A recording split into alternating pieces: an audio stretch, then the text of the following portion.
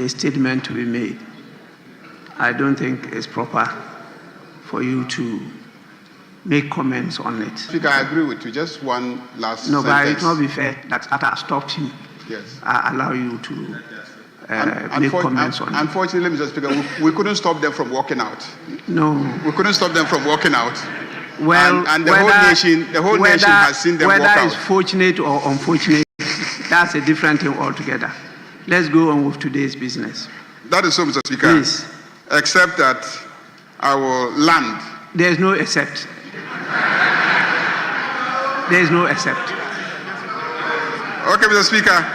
So we will take item number 3 on the addendum order paper. Yes, honorable members, before we do that, let me just acknowledge the presence of our August visitors from a number of our schools and other institutions. We have over 32 students from the Boma Senior High School, led by the headmaster of the school in the person of George Ampofo. The school is located in the Tano North constituency. Yes, they are up there to my right side at the public gallery. Please, you are welcome. And what just happened is what we call a walkout.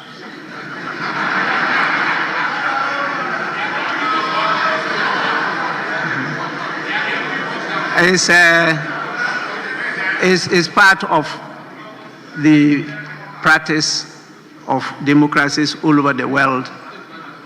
When sometimes you disagree strongly with an issue, you walk out. After they finish with that item, you walk in and continue. When you boycott, you just don't attend at all.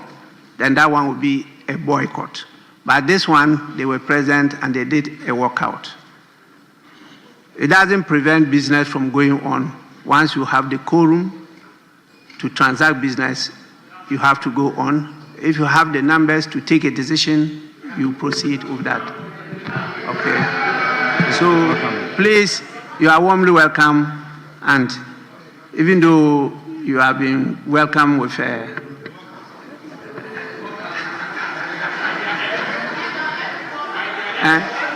MP welcome you, so please, you may resume your seat. It's an experience. I'm sure you never forget of it. Yes, we have 41 students also from Sewa Kese Girls Senior High School, also from Tano North. They are led by the head mistress of the school, in the person of Margaret Anane Ajay. They are also to my right, you know, and one common thing about them, they are beautifully attired. You know, both institutions, they are well dressed. I hope you get time, even though he walked out, to take a picture with him. Please, you are welcome. You may resume your seats. We have students from the University Practice Senior High School, led by the teacher, Mr. Andrews Amo Smith. The school is located at the Cape Coast North constituency, and there are 36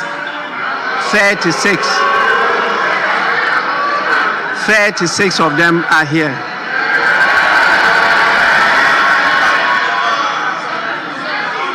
You are warmly welcome. Kindly resume your seat.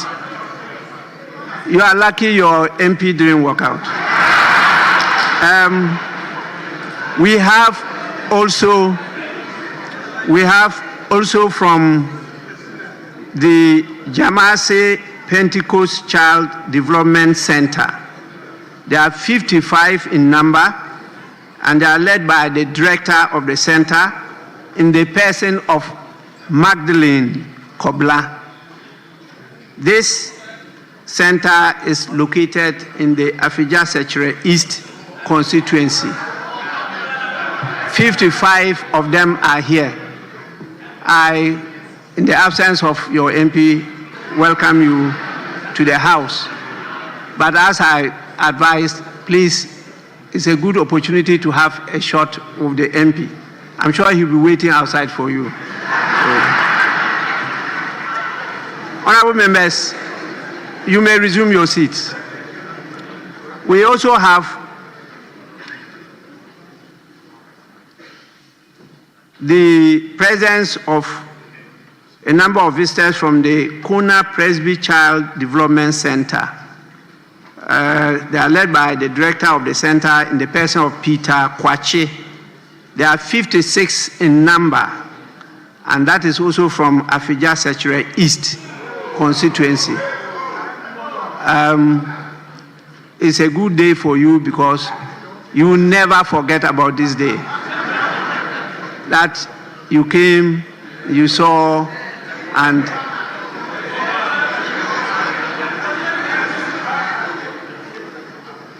the House has warmly welcomed you, and particularly they are dressed in a branded uniform with some designs, very unique designs. Please, you are most welcome. Resume your seats. And the last is 12 gentlemen and ladies from the MDAs and CSOs on basic parliamentary training. Are you hearing the name? MDAs and CSOs on basic parliamentary training. They are led by the team leader, Mohammed Mutari Al-Hassan. Please don't train them on this, what happened today. There are 12 in number.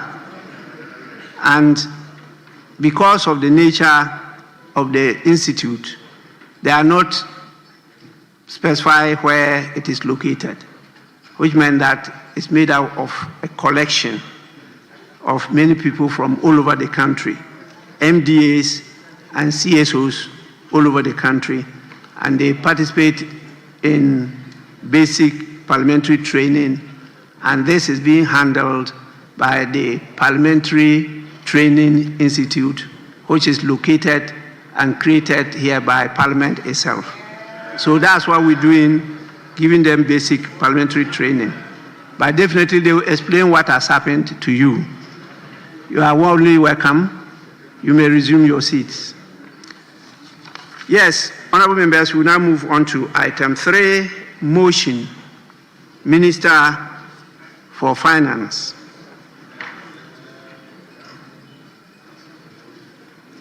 Majority Leader, you may usher in the Minister for Finance to move the motion.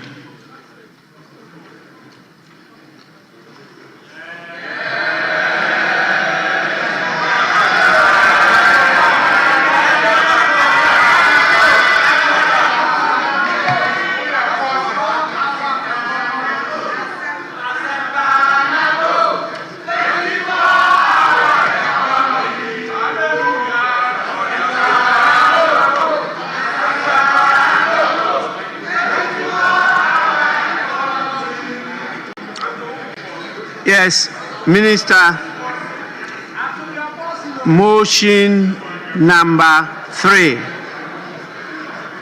that this Honorable House approves the mid-year fiscal policy review of the budget statement and economic policy of the Government of Ghana for the 2025 financial year. Minister for Finance. Honorable members, please, I'm watching all of you.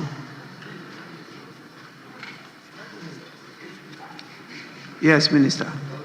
Right Honorable Speaker, before I proceed with the media review, I would like to pay a tribute to the former President, Professor John Evans Atta-Mills, whose unfortunate demise occurred on this very day, 24th of July, 13 years ago. Mr. Speaker, may his gentle soul rest in perfect peace. Mr. Speaker, I beg to move that this House approves the mid-year fiscal policy review of the budget statement and economic policy of the Government of Ghana for the 2025 financial year. Right Honorable Speaker, I'm back to the House today with deep sense of duty and optimism to present the mid-year fiscal policy review of the 2025 budget statement and economic policy of government on behalf of His Excellency President John Dramani Mahama. Mr. Speaker, this presentation is in line with Section 28 of the Public Financial Management Act 2016, Act 921. Mr. Speaker, I respectfully request the entire mid-year fiscal policy review to be captured in the Hansard while I present the highlight. Mr. Speaker, this review is more than a fiscal update. It is an account of what we inherited and the positive results of our stewardship in the last 198 days. Mr. Speaker, following his re-election with an overwhelming mandate, President John Mahama inherited an economy in deep distress, far worse than what we had imagined. The economy was marked by large imbalance with huge MDA arrests, massive debt, weakened institutions, and heightened public anxiety. Since 2023, the debt in the cocoa and energy sector had in particular posed significant fiscal risk to the Ghanaian economy. The Ghanaian private sector and the business community looked on in despair. Public trust was completely eroded. The national spirit was broken, and the foundation of our economy had sunk even deeper. Mr. Speaker, the budget deficit had ballooned because of reckless commitment and wasteful spending. The indebtedness of the government had culminated into state insolvency. The impaired balance sheet paralyzed almost every single state enterprise. High cost of living and inflation impoverished large segments of the population, eroding the real value of their income and savings.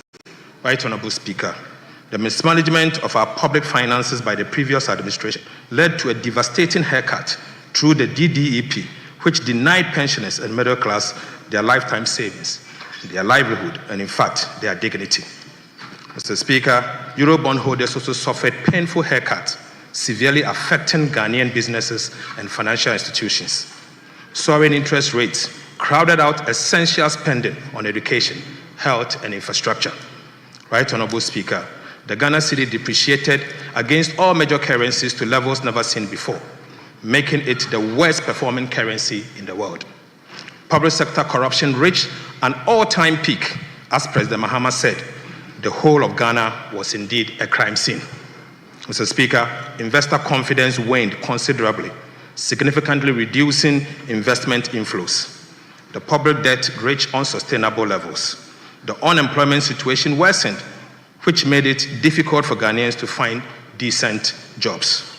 Many micro, small, and medium enterprises collapsed under the weight of economic mismanagement.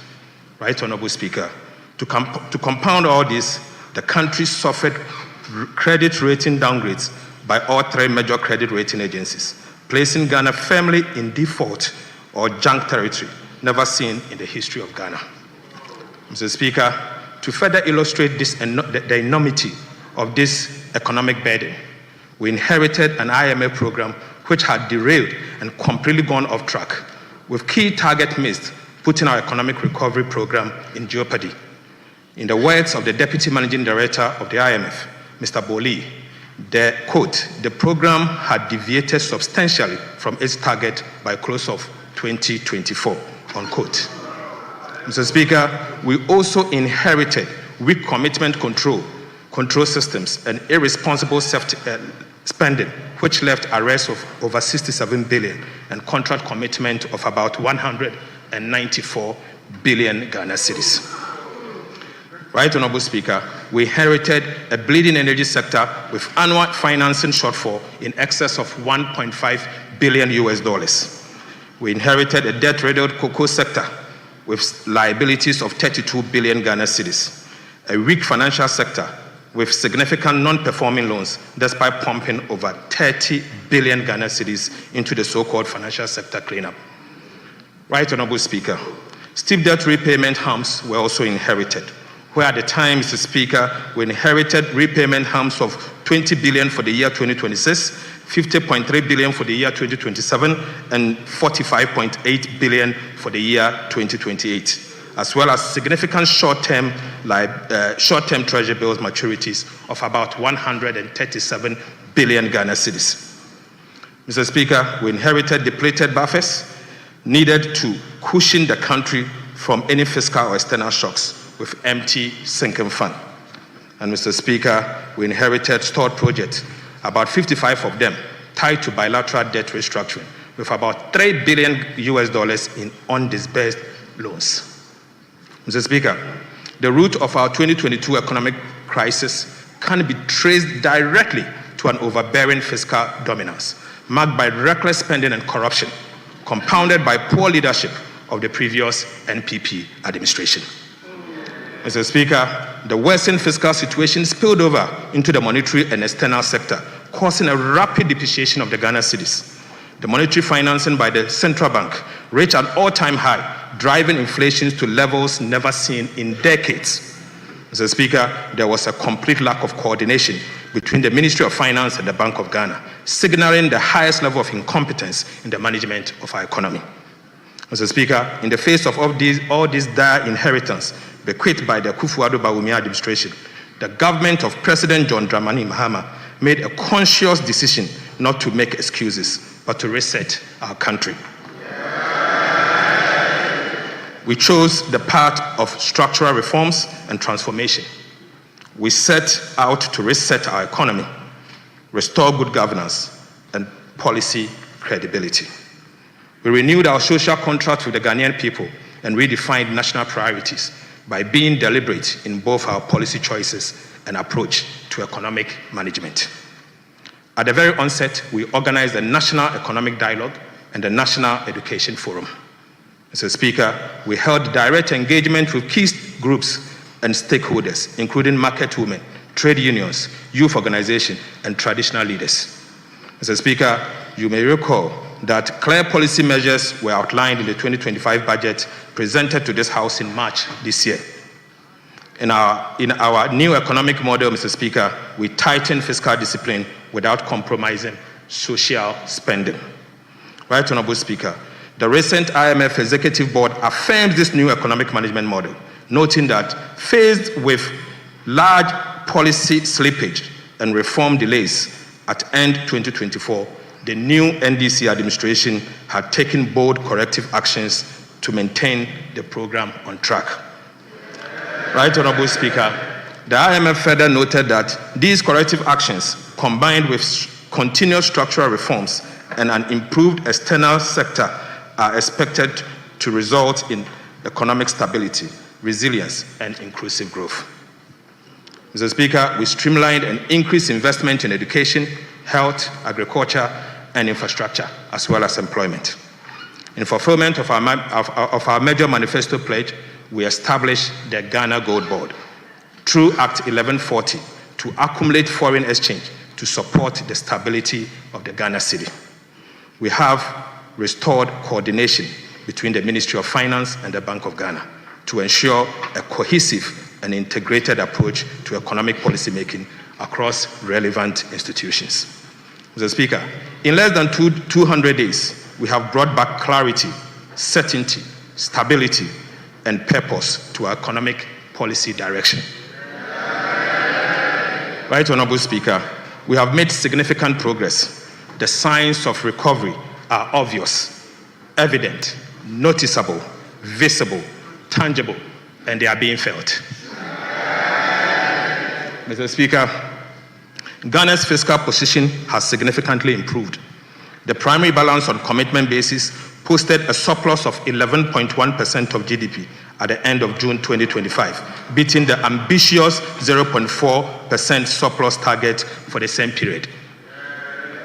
Right Honorable Speaker, the overall fiscal deficit on commitment basis was 0.7% of GDP outperforming the target of 1.8% at the end of June 2025.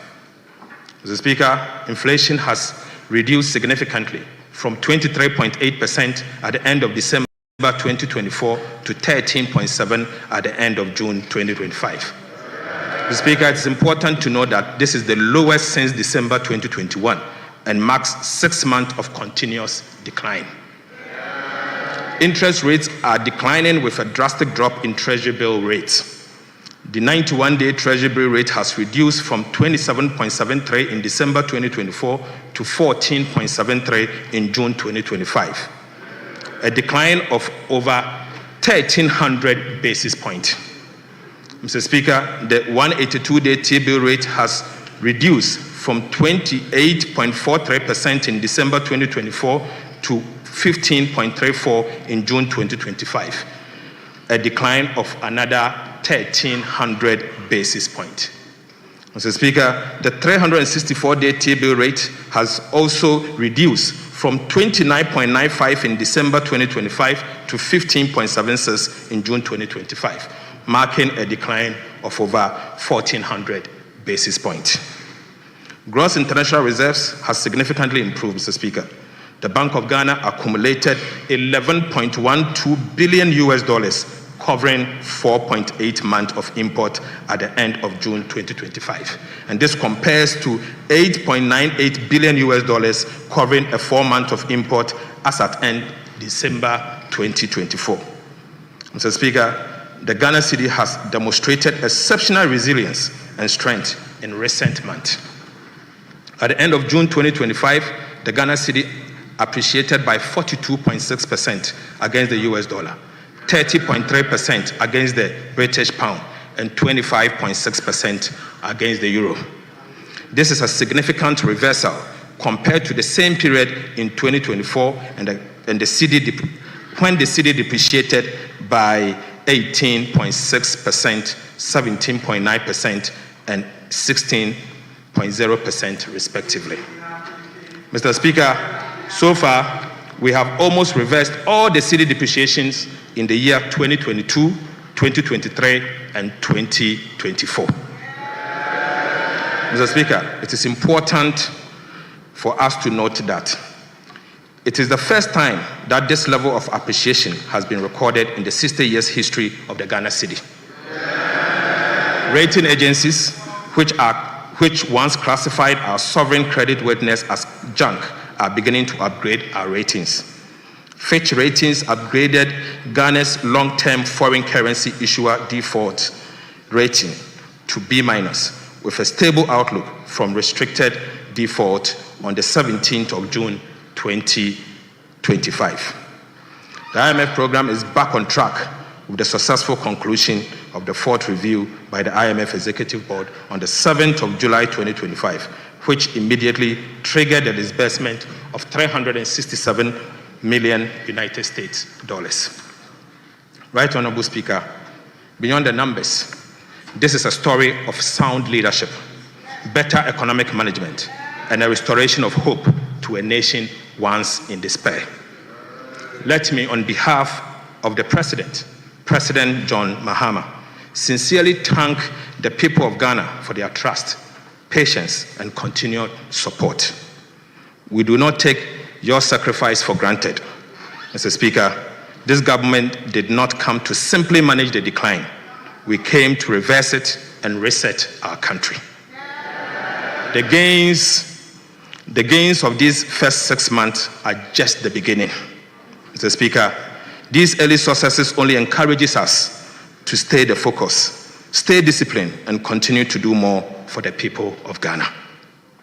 There is still a long road ahead, but our steps are now steadier, our direction clearer, and the national spirit has been lifted with the gradual restoration of hope in our democracy. We have moved from promises to purpose, from ineptitude to action, and from distress to relief. Mr. Speaker, we have established policy credibility and restored credit worthiness. Right Honorable Speaker, the rest of my presentation will focus on 4 areas: macroeconomic performance for the first 6 months of 2025, the status of Ghana's debt restructuring, and the status of implementation of key government programs. Before I conclude, macroeconomic performance, Mr. Speaker, for January to June 2025. Mr. Speaker, the first half of 2025 has demonstrated our government commitment to economic recovery. Through prudent fiscal management, sound monetary policies, effective structural reforms, and strategic investment, we are laying a solid foundation for sustainable growth and shared prosperity. To put the assessment of the economy in the first half of 2025 in a proper perspective, it will be useful to restate the ambitious yet attainable macroeconomic target we set for ourselves for the year 2025. Mr. Speaker, we set for ourselves an overall real GDP growth of at least 4%, non-oil real GDP growth of at least 4.8%, end-year inflation rate of at least 11.9%, primary balance on commitment basis at a surplus of 1.5% of GDP, and gross international reserves covering not less than 3 months of import cover. Right Honorable Speaker, I now take you to the real sector. Mr. Speaker, despite global economic uncertainties, Ghana's economy demonstrated robust growth. In the first half of 2025, the economy expanded by 5.3%, up from 4.9% in the same period of the growth in the first quarter of 2024. The agriculture sector growth contributed 26.4% of the overall first quarter growth. The fishing subsector grew the most at 16.4%. Mr. Speaker, the service sector constituting the largest share of the economy of 46.8% grew by 5.9% and contributed 47.9% to the overall first quarter growth, with information and communication technology leading the growth in the sector at 13.1%. Industry grew by 3.4% in the first quarter of 2025, contributing 20.6% to the overall first quarter growth. Manufacturing also posted an impressive growth of 6.6%. Right Honorable Speaker, non-oil GDP growth, the real sector, also picked up strongly, growing at 6.8% in the first quarter of 2025, compared to the growth rate of 4.3% in the same period in 2024. Importantly, Mr. Speaker, the non-oil GDP growth is the highest since 2018. It is expected that with the introduction of our 24-hour economic policy, the Big Push program, and the Agriculture for Economic Transformation program, the GDP growth will be sustained and possibly exceed the target of 4% for the year 2025. Mr. Speaker, I now take you to prices. Right Honorable Speaker, we pledge to pursue the following to reduce inflation. We pledge to implement aggressive fiscal consolidation drive aimed at reducing the fiscal deficit and borrowing. Mr. Speaker, we pledge to stabilize the exchange rate to reduce inflation on items that rely on the exchange rate for pricing, such as fuel, transportation, imported sugar, rice, and cooking oil. We pledge to implement policies that target items with large weight in the CPI basket, such as transportation and utilities, to reduce their prices. We also pledge to implement, through the Bank of Ghana, to implement an appropriate monetary policy stance and use its liquidity management interventions to support the disinflation process. And finally, Mr. Speaker, we pledge to implement agriculture for economic transformation agenda to reduce food inflation. Mr. Speaker, it is instructive to know that these intentional policies announced in the 2025 budget to tame inflation are yielding massive results. Inflation pressures have eased significantly. The drastic fall in inflation is not by chance or sheer luck, but as a result of hard work and deliberate government policies. Mr. Speaker, consumer price inflation has reduced from 23.8% in December 2024 to 13.7% in June 2025. This represents a massive 10.1 percentage point decline. Similarly, producer price inflation saw a sharp decline from 26.1% in December 2024 to 5.9% in June 2025, representing a steep decline of 20.2 percentage points in just 6 months. Mr. Speaker, food inflation declined from 27.8% in December 2024 to 16.3% in June 2025, representing an encouraging 11.5 percentage point reduction.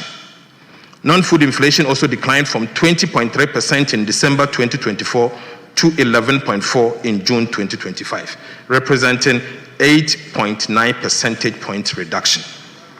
Inflation for locally produced goods and services declined from 26.4% in December 2024 to 14% in June 2025. Right, Honorable Speaker, inflation for imported items decreased from 18% in December 2024 to 12.5% in June 2025. These improvements are reflective of the effective fiscal consolidation, tight monetary policy, strong central bank reserves, and the appreciation of the Ghana cedis. Mr. Speaker, with this trend, we are focused and determined to achieve our end December 2025 inflation target of 11.9% ahead of schedule. Mr. Speaker, let me assure this House and the people of Ghana that things can only get better in the coming days. Mr. Speaker, I now take you to interest rate movement. Interest rates have declined, reflecting improved macro conditions. Mr. Speaker, the 91-day Treasury bill rate has reduced by 13 percentage points from 27.7% in December 2024 to 14.7% in June 2025. Similar trends were observed in the 182 days and the 364 days bills. The 182-day Treasury bill rate decreased by 13.1 percentage points from 28.43 in December 2024 to 15.34 in June 2025. The 364 Treasury bill rate also declined by 14.19 percentage points from 29.95 in December 2025 to 15.76 in June 2025. The average lending rate decreased from 30.3% in December 2024 to 27% in June 2025. Right, Honorable Speaker, the Ghana reference rate fell from 29.31% in December 2024 to 24.0% in June 2025. So, Speaker, things can only get better. Right, Honorable Speaker, we have indeed saved 4.9 billion Ghana cedis on domestic interest payment as at end June 2025 due to our prudent debt management policy. Mr. Speaker, I now take you to fiscal performance. Mr. Speaker, our fiscal discipline has yielded the needed and remarkable results so far. We have delivered below target deficit on both cash and commitment basis. We have delivered a greater than anticipated primary surplus, the core fiscal anchor. We have delivered a strong expenditure and commitment control. We have delivered robust tax revenue performance. Mr. Speaker, provisional data shows that the primary balance on commitment basis, the fiscal anchor, as at end June 2025, recorded a surplus of 1.1% of GDP, surpassing the target surplus of 0.4% of GDP set for the same period. The overall fiscal deficit on commitment basis was a deficit of 0.7% of GDP, better than the deficit target of 1.8% of GDP. Mr. Speaker, on cash basis, the overall balance recorded a deficit of 1.1% of GDP. This is significantly better than the projected deficit target of 2.4% of GDP. The primary balance on cash basis turned surplus at 0.7% of GDP against a projected deficit of 0.2% of GDP. The non-oil tax revenue, net, exceeded target by about 787 million Ghana cedis. Corporate income tax exceeded target by 555.3 million, representing 2.9% above target. Mineral royalties exceeded its target by 143 million. Mr. Speaker, unfortunately, import duties fell short of target by 1.6 billion. Expenditures were contained at 109.7 billion Ghana cedis, or 7.8% of GDP. This was 14.3% below the program amount of 128 billion, or 9.1% of GDP, reflecting strong expenditure control. Mr. Speaker, primary expenditure on non-interest expenditure on commitment basis amounted to 84.3 billion, or 6.0% of GDP. This is an improvement of about 13.3 billion over the target of 97.5 billion, which is 7% of our GDP. Mr. Speaker, interest payment amounted to 25.4 billion, which is 1.8% of GDP. This is below the target of 30.5 billion, which is 2.2% of GDP. And this was mainly due to lower domestic interest payment.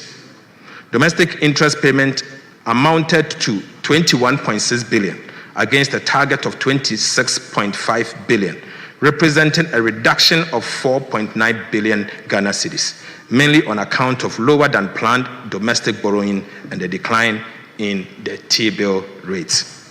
Mr. Speaker, external interest payment amounted to 3.8 billion Ghana cedis against a target of 4 billion, due mainly to the appreciation of the Ghana cedis.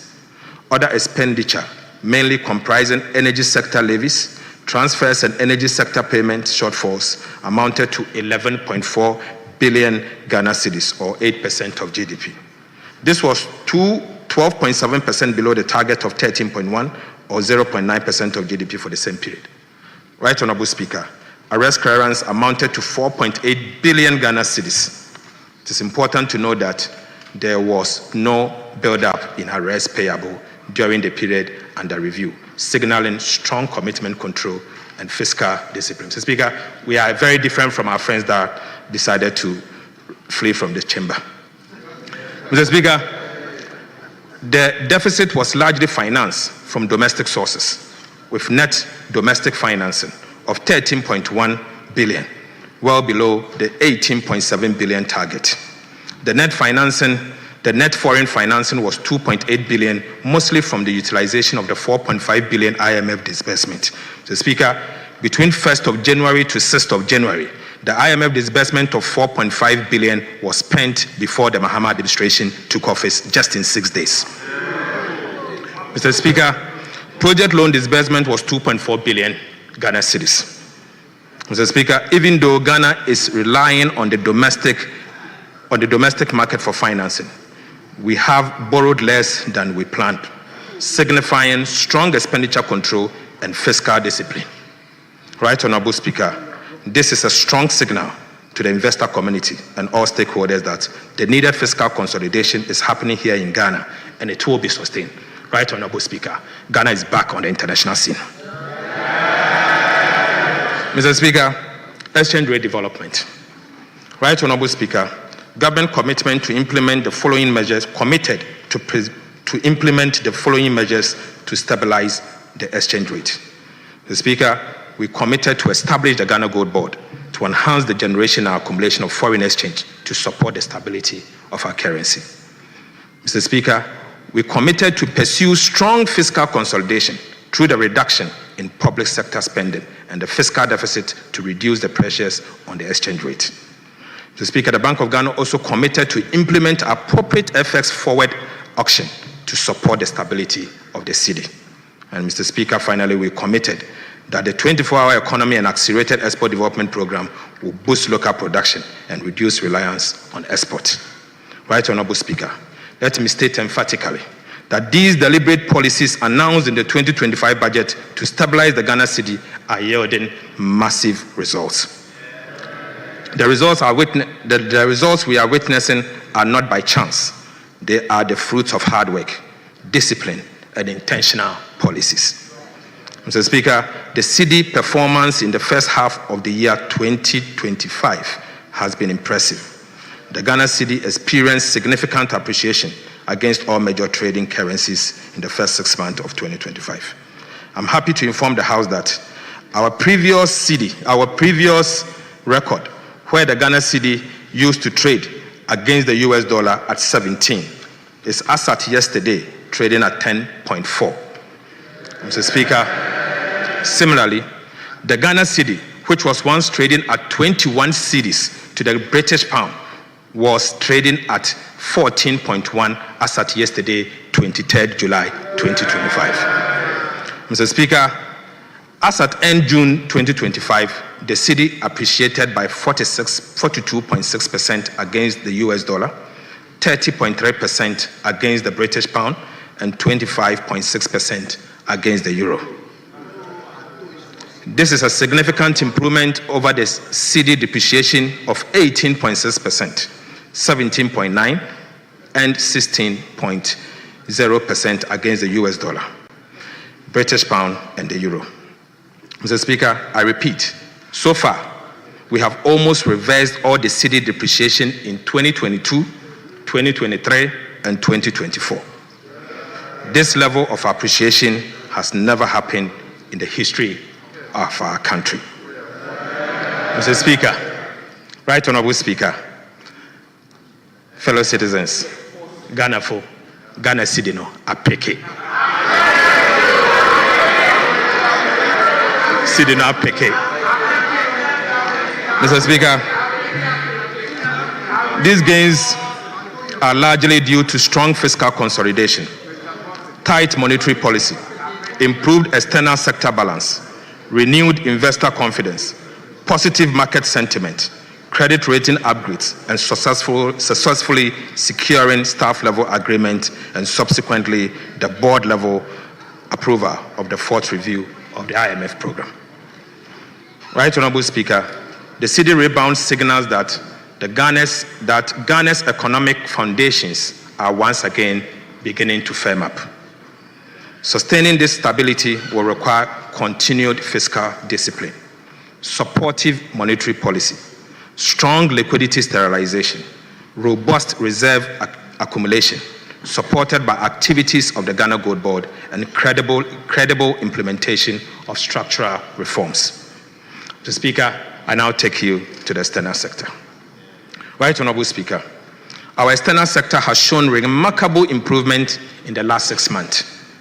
Gross international reserves reached $11.12 billion by June 2025, covering 4.8 months of imports, up from $8.98 billion in December 2024, equivalent to 4% 4 months of import cover.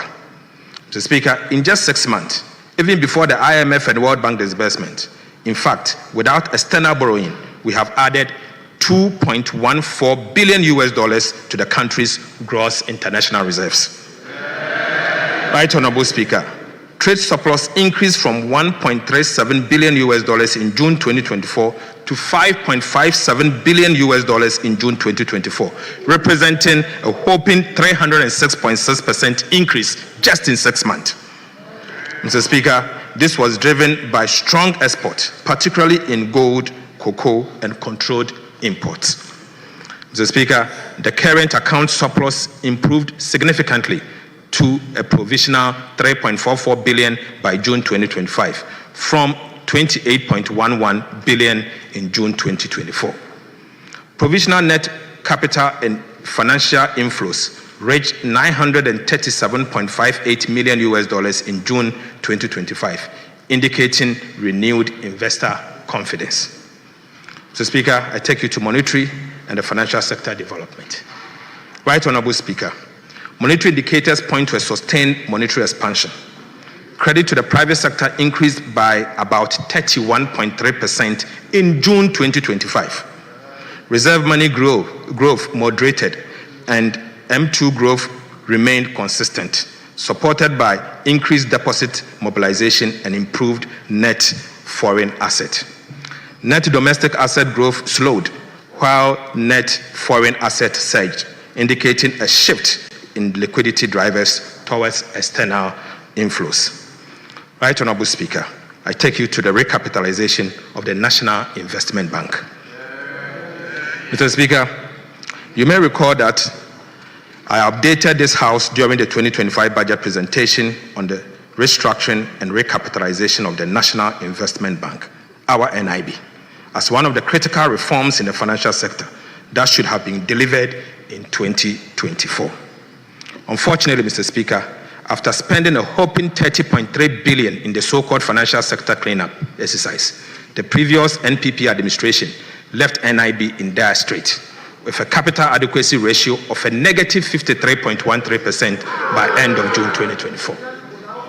Mr. Speaker, we have successfully, Right Honorable Speaker, President Mahama and the NDC have successfully recapitalized the National Investment Bank by implementing an ambitious and credible plan to return NIB to profitability and sustainability. Mr. Speaker, we have taken the following steps. Right Honorable Speaker, we have injected a total cash of 450 million Ghana cedis. Mr. Speaker, we also issued remarkable bonds with face value of 1.5 billion Ghana cedis to the National Investment Bank. Mr. Speaker, we transferred 500 million Government of Ghana shares in the Nestle Ghana Limited to the National Investment Bank.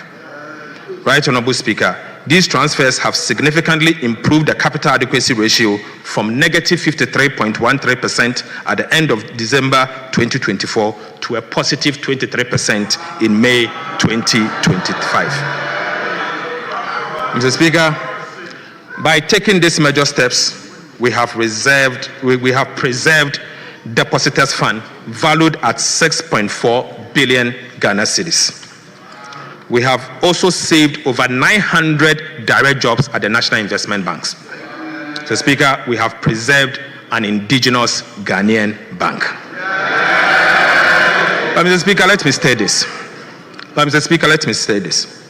Unlike the previous administration, we chose to spend to save a bank than spend to collapse a bank. Right Honorable Speaker, we have also prepared a forward-looking, overarching restructuring plan for the National Investment Bank to put the bank on a sustainable path of profitability. The plan also aims to enhance board independence and objectivity, strengthen risk management, promote accountability and transparency, prevent insider dominance, and improve strategic decision-making. So, Speaker, this plan will, among others, strengthen corporate governance framework and systems, improve enterprise risk management and controls, establish a modern business model, revamp operational strategy, improve financial performance, institute and enhance supervisory measures, and eventually we will list the NIB on the Ghana Stock Exchange.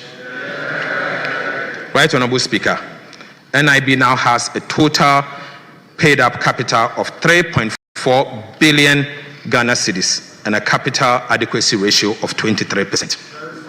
Mr. Speaker, on behalf of the President, I want to use this opportunity to assure the people of Ghana and depositors that our indigenous bank, the National Investment Bank, is now prime for business. More importantly, Mr. Speaker, NIB is back.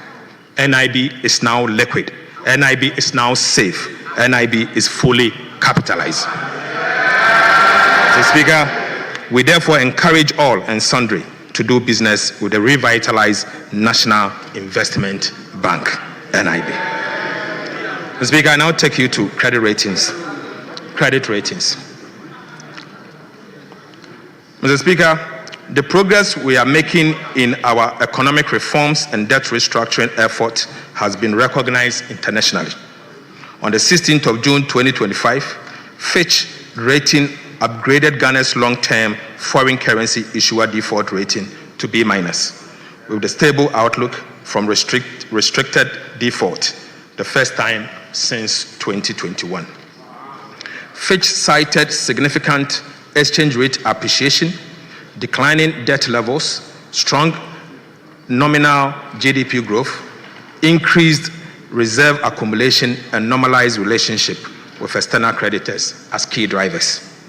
Right Honorable Speaker, to sustain these gains, we will, among others, do the following.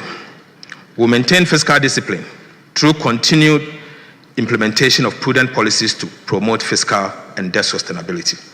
We will continue the aggressive revenue mobilization by strengthening tax collection systems and broadening the tax base to increase domestic revenue without overburdening the citizens. So, Speaker, we will accelerate structural reforms in public financial management, including transparency and accountability measures to improve efficiency and reduce corruption. The Speaker will strengthen monetary policy framework, and the central bank will lead this to complement the effort that we are doing.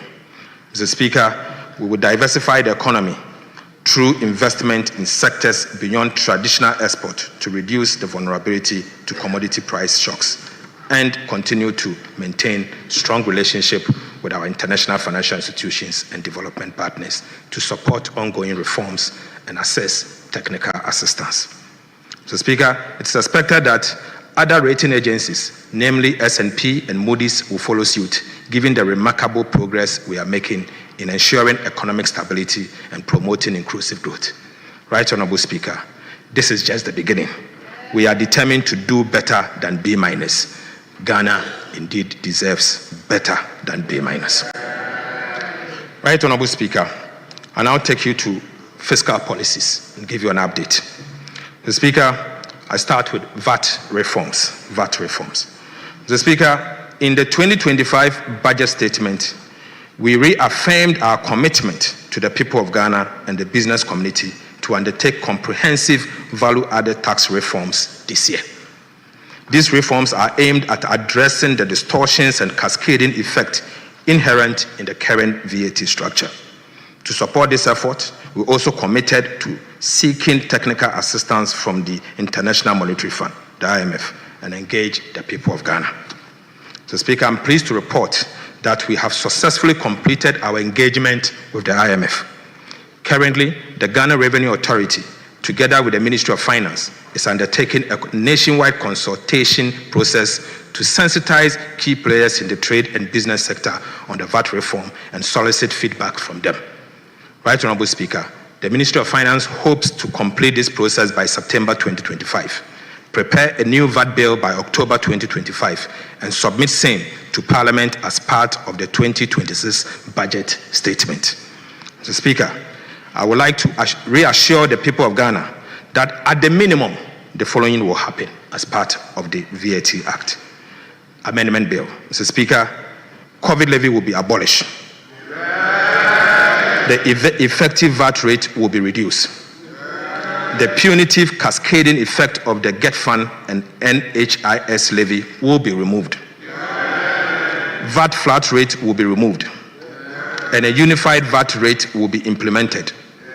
The VAT registration threshold will be increased to exempt small and micro businesses, and compliance will be improved through public education, awareness creation, and the introduction of fiscal electronic devices will be deployed. So, Speaker, I now take you to expenditure measures as part of the fiscal. Right Honorable Speaker, as part of the fiscal consolidation strategy, we have taken measures to sanitize public sector payroll and rid it of ghost names. Subsequently, we engaged the Ghana Audit Service to undertake a nationwide payroll audit across all 16 regions of the country. The Speaker, the Audit Service has completed 91% of the payroll audit. So far, the Audit Service has not been able to identify or verify over 14,000 workers.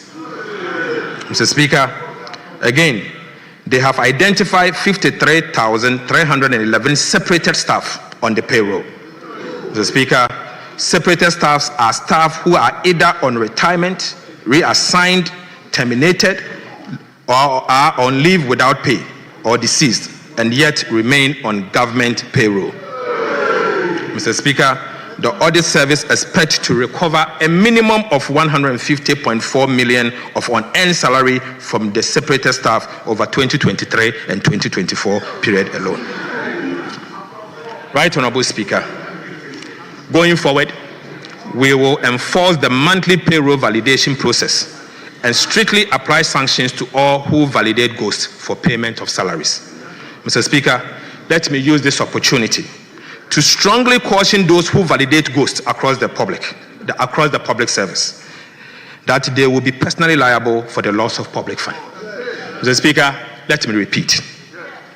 Let me use this opportunity to strongly caution those who validate ghosts across the public service that they will be personally liable for the loss of public funds. Right, Honorable Speaker. The Ministry of Finance will continue to monitor this payroll and put in place measures to prevent ghosts on the payroll going forward. Mr. Speaker, I now give you an update on the arrears payable audit that we did. Mr. Speaker, in the 2025 budget, we announced the launch of an audit of arrears and payables as at end December 2024. The Ghana Audit Service partnered with EY and PwC to undertake this audit.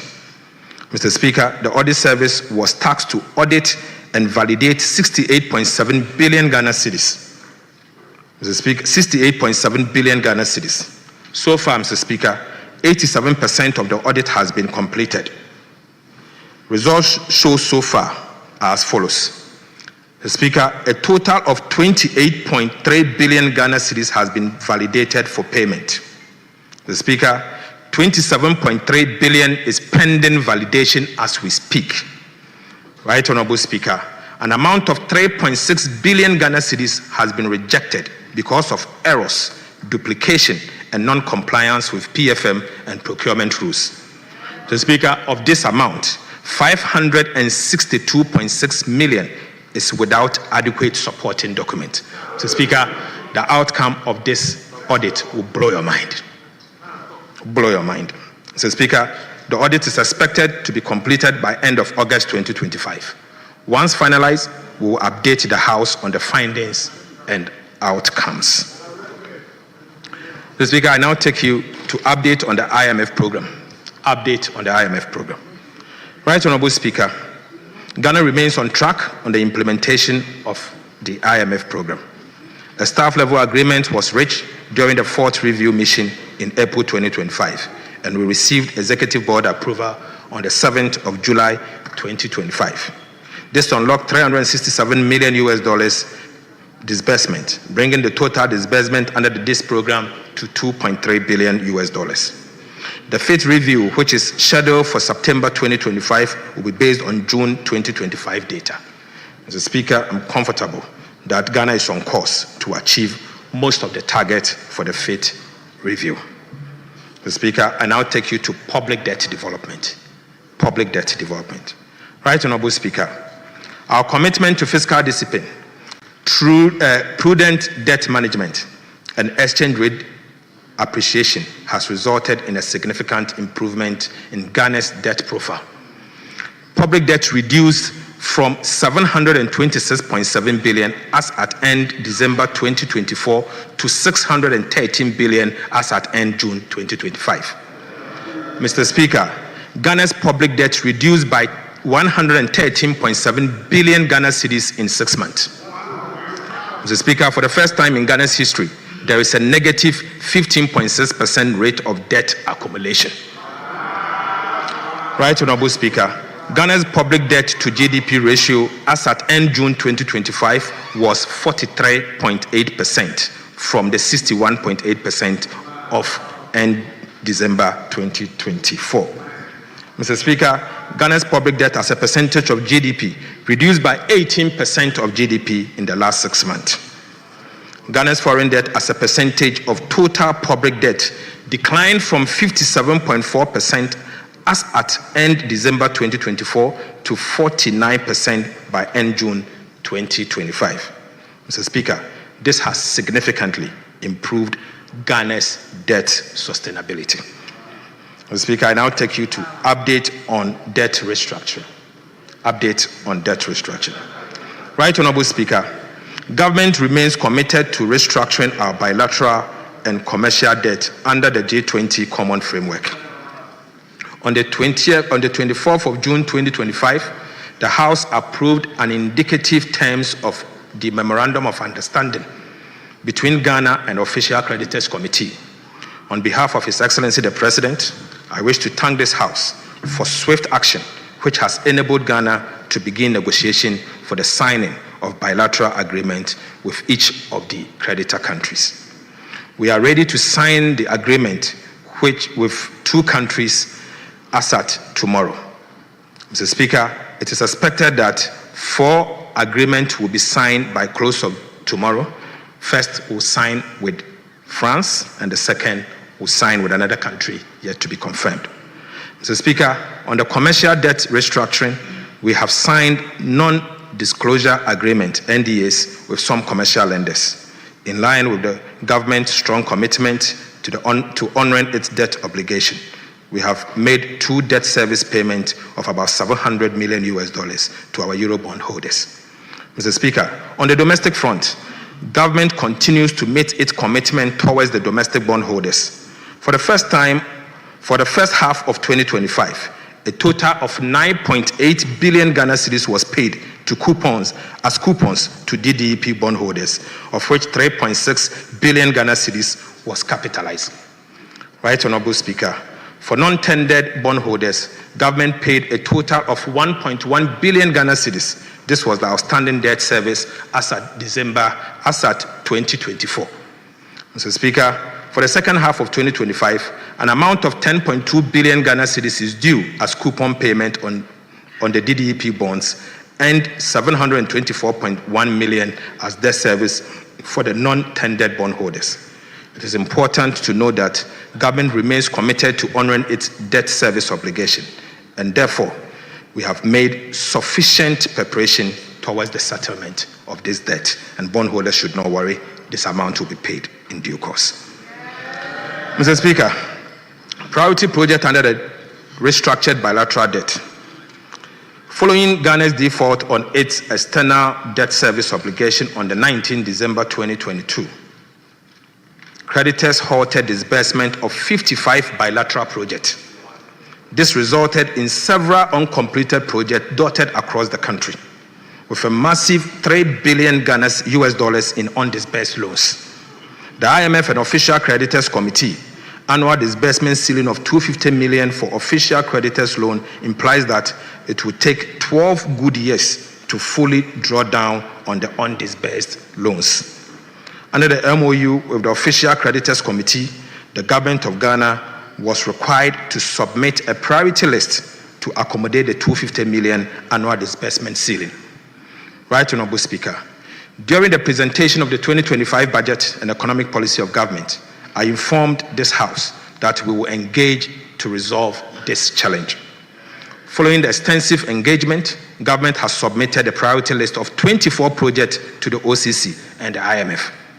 This is expected to trigger resumption of disbursement for projects on the priority list upon the signing of bilateral agreement between Ghana and the creditor countries. We aim to ensure that all the priority projects are completed and commissioned by end 2028. Mr. Speaker, the priority projects are as follows. We are going to build a new bridge across the Volta River at Volivo. Mr. Speaker, the reconstruction of Tema Aflao Road project, phase 1. Tema motorway runabout through Ashiaman runabout to Poku. The construction of 14 pedestrian bridges, Kumasi roads and drainage extension. Mr. Speaker, Power Grant interchange and the secondary Takrady Township Road, phase 1. Rehabilitation of Domi Ketasi Road, Obichebi Lamte interchange, phase 2. Bogatanga Boko Pomakrom Road, PTC runabout interchange project at Takrady. Construction of drinking water facilities in Wenchi, secondary Takrady water supply, modernization of Komfo Anoche Teaching Hospital, construction of central medical stores in Tema, Efia Nkwanta Regional Hospital in Takrady, Bogatanga Regional Hospital, establishment of the University of Environment and Sustainable Development at Bonsu. Establishment of 9 state-of-the-art technical and vocational education training center. and, Mr. Speaker, integrated e-learning laboratories in senior high schools. Mr. Speaker, that's not all. The expansion and development of existing senior high schools, renewable energy program, pilot photovoltaic system, Mr. Speaker, the renewable energy and energy efficiency program, and the construction of Takoradi Market. Mr. Speaker, finally, the Kumasi Central Market Phase 2. Mr. Speaker, the main criterion for the selection of this project was closeness to completion. As a result, projects which were over 70% complete were given priority. The resumption of disbursement for the project and its associated debt service are fully in line with our commitment under the bilateral debt restructuring and IMF program. Right, Honorable Speaker, there's no room for an increase in scope for any of the projects on the priority list as agreed upon at the IMF and the OCC. Implementing agencies must take note and comply accordingly. Mr. Speaker, I repeat, there is no room for any increase in scope for work for any of the projects on the priority list agreed upon with the IMF and the Affairs Committee. Implementing agencies must take note and comply accordingly. Mr. Speaker, it has come to the attention of the Ministry of Finance that a number of contractors implementing some of these 55 stalled projects have drawn down on the loans with no work done to match the amount drawn down.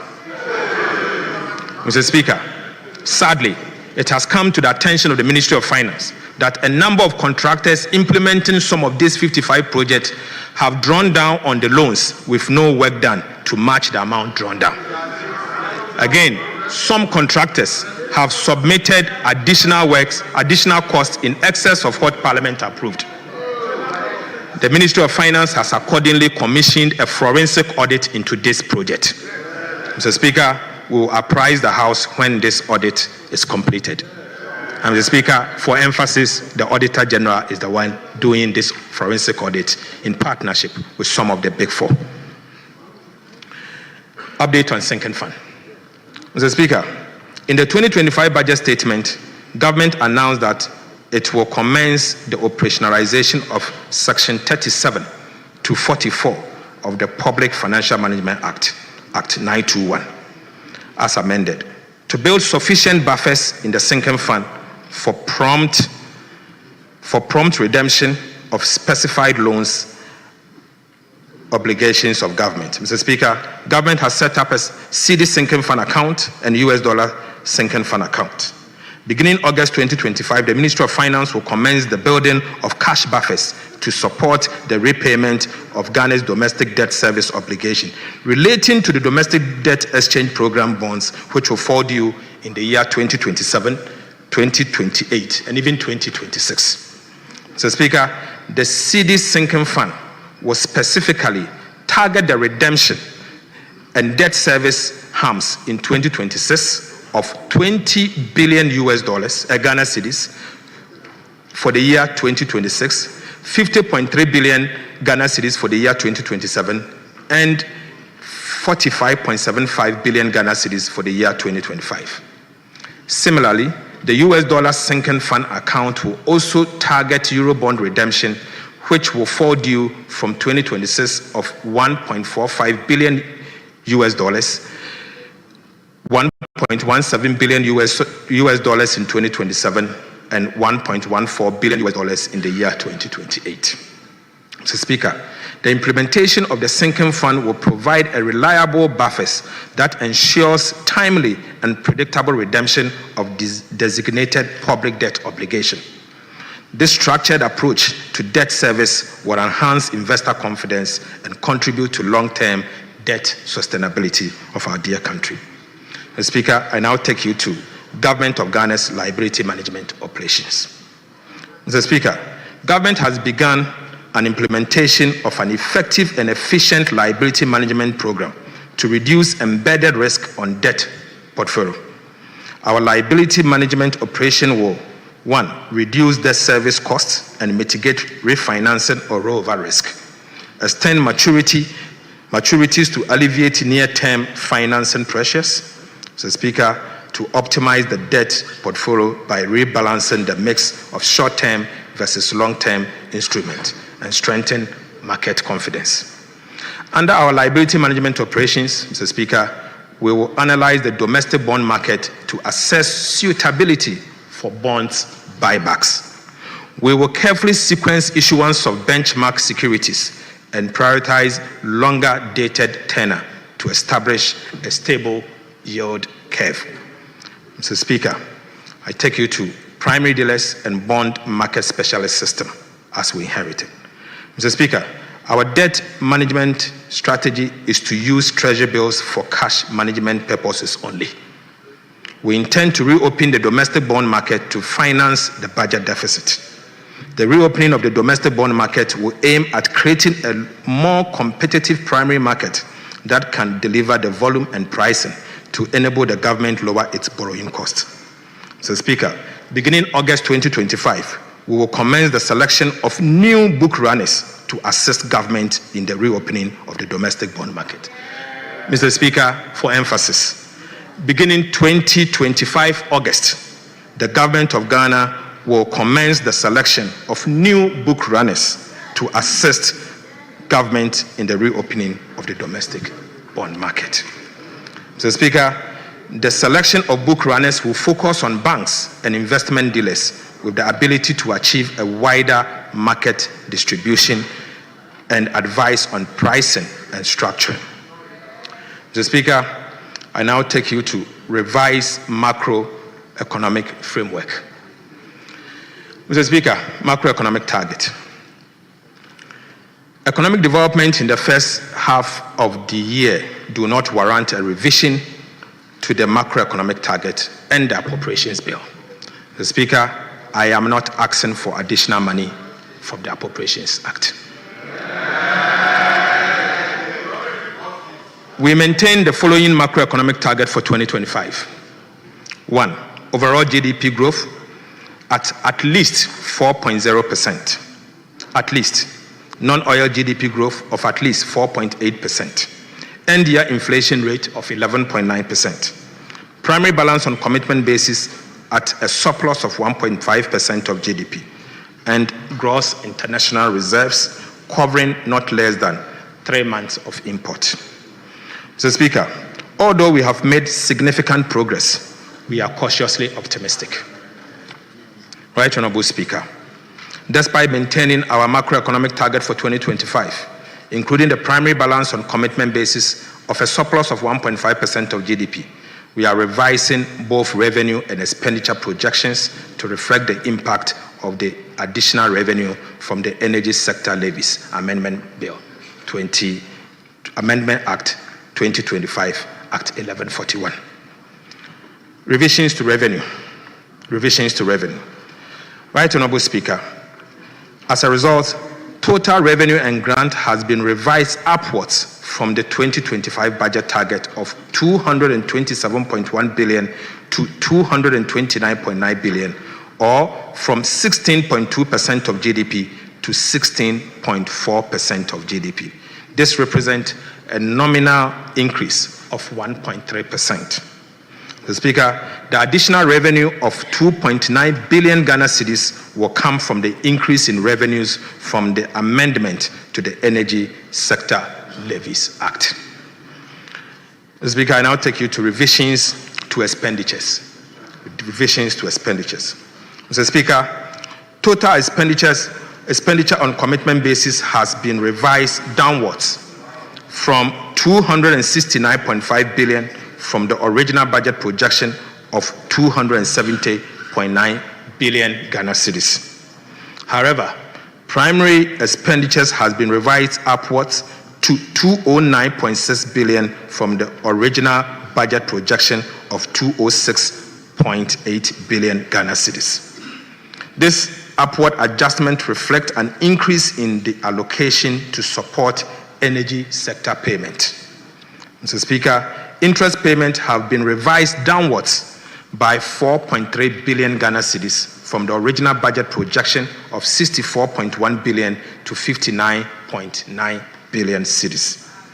Right Honorable Speaker, domestic interest has been revised downwards by 5.1 billion Ghana cedis, mainly on account of gains from the reduction in the treasury bill rate as a result of the implementation of our prudent debt management policies. However, external interest payments have been revised upwards by 795 million to make additional provision for debt service due on post-cutoff date disbursement made by our bilateral creditors since 2023. Mr. Speaker, energy sector payments have also been revised upwards by 2.9 billion Ghana cedis to provision for fuel purchases for power generation. Mr. Speaker, I now take you to overall balance and financing. Right Honorable Speaker, notwithstanding the revisions to revenue and expenditure, the primary balance on commitment basis remains unchanged at a surplus of 1.5% of GDP. Based on the revisions to revenue and expenditure, the following fiscal balance on cash basis improves from a deficit of 4.1% of GDP to 3.8% of GDP. I mean the fiscal balance. The overall fiscal balance on commitment basis improves from a deficit of 3.1% to 2.8%, and the projected annual borrowing needs of government reduced by 4.3 billion Ghana cedis. Simple put, we will be borrowing less by 4.3 billion Ghana cedis. Mr. Speaker, risk to 2025 budget, risk to the 2025 fiscal framework. Mr. Speaker, despite the robust fiscal performance, there are some underlying risks which pose a threat to the 2025 fiscal framework. The risks are as follows: shortfalls in customs revenue, smuggling of marine gas oil, mounting wage pressures, and pricing and award of contract in foreign currency. The Speaker, I'll take them one by one. Customs revenue. Right Honorable Speaker, customs revenue recorded a significant shortfall of 1.6 billion, even though the overall revenue is doing well, representing 12.7% reduction from the first half of 2025. This performance is attributed to systemic revenue leakage at key customs collection points, particularly the Tema Port and the smuggling of goods across our land borders. Mr. Speaker, these developments pose risk to the attainment of our revenue target for the year 2025. To mitigate these risks, government is implementing the following measures to address the existing operational challenges to safeguard revenue. 1, we will adopt the use of artificial intelligence, AI, to minimize human interference in revenue assessment, supporting the validation of the country of origin, as well as the accuracy of classification and valuation of imported goods. Mr. Speaker, we are rolling out advanced cargo information system to ensure that the Ghana Port and Harbours Authority, GPHA, and the Ghana Revenue Authority, the GRA, receives comprehensive shipment detail at least 24 hours prior to vessel departure from the port of origin. Mr. Speaker, this will enable pre-arrival risk assessment, reduce the need for documentation amendment, and facilitate more accurate and timely duty assessment. We will also be implementing a robust anti-smuggling surveillance program targeting both inland and maritime borders. And to those at Sankasi, we are coming after you. Mr. Speaker, reviewing the institutional setup of Customs Division of the Ghana Revenue Authority, including staff mobility. Mr. Speaker, let me repeat this. We will be reviewing the institutional setup of Customs Division of the Ghana Revenue Authority, including staff mobility, to facilitate the decentralization of customs operations. Mr. Speaker, operational risk assessment to enhance transparency and accountability of staff will be enhanced. Now I will take you to the smuggling of marine gas oil, MGO.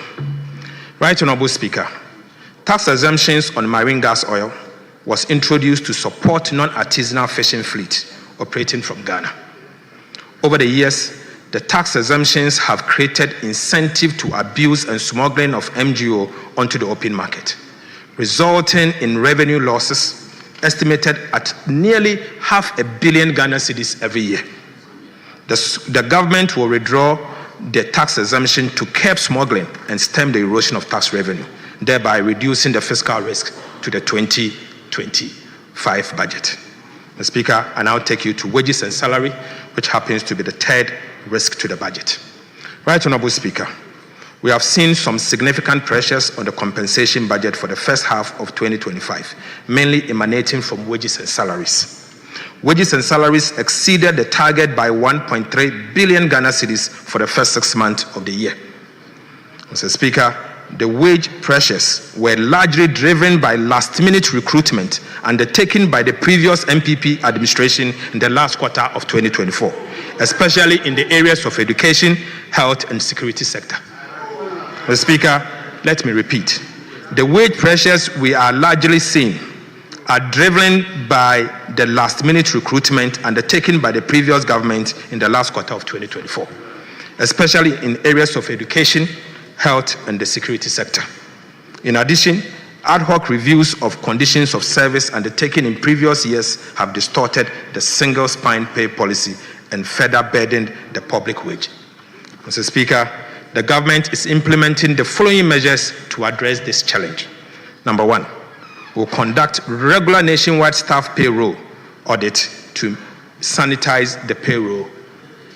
Mr. Speaker, we'll be realigning all staff from overstaffed areas and defunct MDAs to areas with critical staffing needs. Right Honorable Speaker, we'll finalize the process for the establishment of the Independent Emolument Committee as part of the broader effort to reform and reset public sector pay. And finally, we will issue an executive directive mandating all MDAs to seek approval from the Minister of Finance or the Ministry of Finance before making any commitment with financial implications on the payroll. Mr. Speaker, pricing and award of contract in foreign currency. Pricing and award of contract in foreign currency. Mr. Speaker, pricing of goods and services and award of contract in foreign currency pose significant risk to fiscal management, with severe implications for the stability of our Ghana cedi. Unfortunately, foreign currencies are becoming the means of transacting business in Ghana. This trend, if not checked, will erode the confidence in our currency, drive inflation, and result in the loss of value in the symbol of our sovereignty. Mr. Speaker, to curb this unfortunate development, His Excellency President John Dramani Mahama has directed that beginning today, 24th of July 2025, no contract awarded by government, irrespective of source of fund, should be denominated in foreign currency. Right Honorable Speaker. Right Honorable Speaker.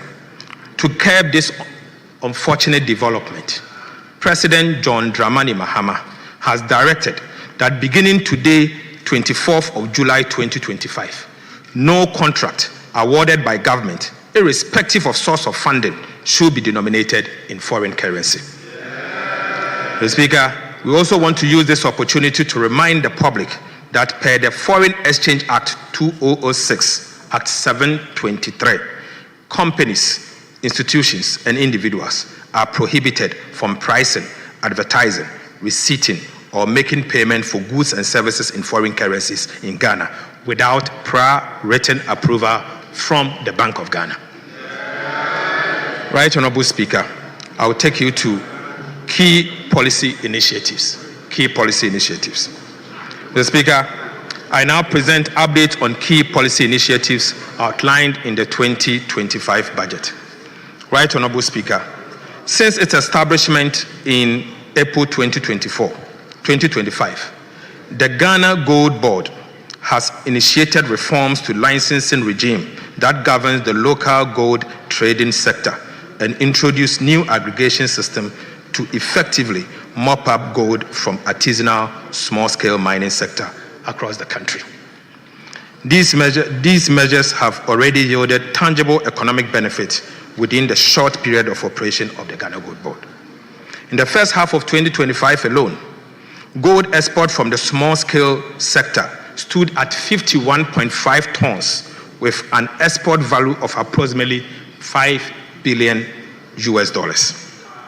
This figure far exceeds the 26.4 tons, which are with an export value of $1.8 billion from the small-scale mining sector over the same period in 2024. Mr. Speaker, simple put, gold export in tons from the small-scale mining sector for the first half of 2025 recorded about 100% increase over what was recorded in the year 2024.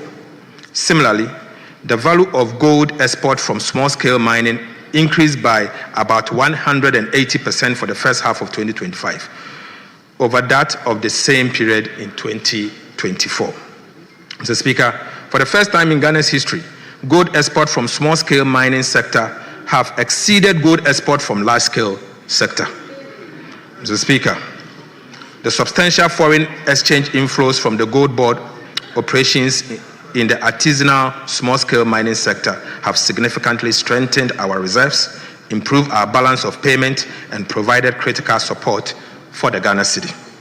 Mr. Speaker, this tells a story of a country which has been denied the full benefit of its gold resources, a story of a country where illegal gold trade and smuggling have been allowed to fester to the detriment of the well-being of the people.